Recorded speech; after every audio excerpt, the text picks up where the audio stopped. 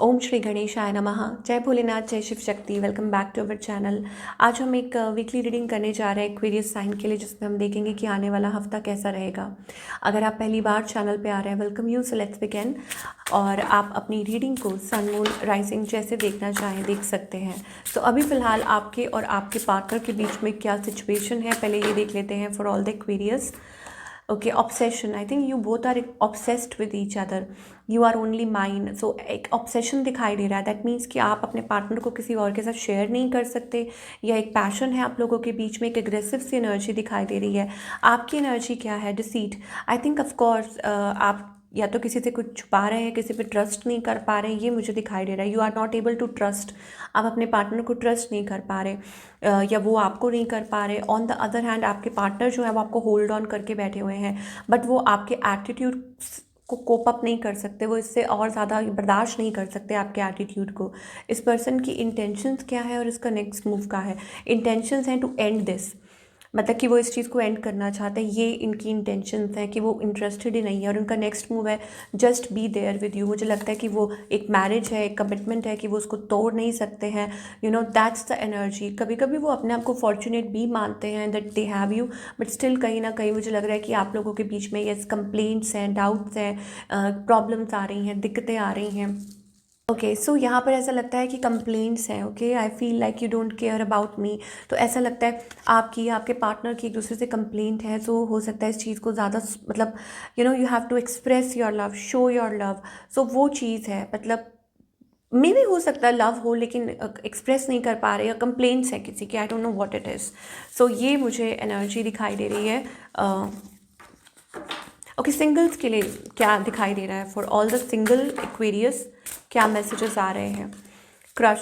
Okay, सो आपको कोई मिल सकता है, या आप किसी को प्रपोज कर सकते हैं। कोई क्रश, एक्सपेक्टेशन, किसी के आंसर का वेट, किसी के कॉल का वेट, या हो सकता है कि कोई ऐसा आपकी तरफ आए, दैट्स द एनर्जी। मुझे यहाँ पे एक्सपेक्टेशंस दिखाई दे रही है, weakness. So just give it a time. हो सकता है कि रिलेशनशिप आगे ब्लूम करे।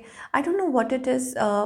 मे बी कुछ लोगों के लिए हो सकता है it's like a past life connection, या हो सकता है कि आप किसी से रिकनेक्ट भी कर सकते हैं। एक्वेरियस, ये भी चीज़ हो सकती है। चलिए, now talking about your career. Career wise क्या मैसेजेस आ रहे हैं? ओके, करियर में आई थिंक मैजिकल। ओके, सो यहाँ पर आपके करियर में एक नई शुरुआत हो सकती है। आपको डिवाइन कह रहे हैं कि अपने स्किल में इन्वेस्ट कीजिए। ठीक है, आपका हुनर, आपके अंदर जो टैलेंट है उसमें ज़्यादा से ज़्यादा इन्वेस्ट कीजिए। Your calmness is necessary in this situation. Okay, अभी फ़िलहाल कुछ चीज़ें हो सकती हैं जो आपके आउट ऑफ कंट्रोल हो, जैसे कि फाइनेंसेस या कुछ भी है। बट ज़्यादा से ज़्यादा जब आप टाइम अपना इन्वेस्ट करते हैं मतलब अपनी काबिलियत, अपने हुनर में, तो आप देखेंगे कि धीरे धीरे आपके फाइनेंसेस भी हील होना शुरू हो जाएंगे, ग्रो करना शुरू हो जाएंगे। हाँ, पैसे के मामले में हो सकता है कि किसी के साथ लेन देन में कुछ हो, या हो सकता है कि आपको कहा जा रहा है कि फाइनेंसेस डील करते वक्त, इन्वेस्ट करते वक्त थोड़ा सा ध्यान देने की ज़रूरत है। ओके, अदरवाइज आई थिंक मतलब आपके करियर में आगे कुछ अच्छे बहुत पॉजिटिव चेंजेस आ सकते हैं, if you are ready to give it a time. Again बार बार ये चीज़ आ रही है कि be careful whom you deal with your finances। क्या आप अपने फाइनेंसेस को लेके थोड़ा सा आपको सतर्क रहने के लिए कहा जा रहा है, या ये कहा जा रहा है कि मतलब कहाँ इन्वेस्ट कर रहे हैं, क्या कर रहे हैं?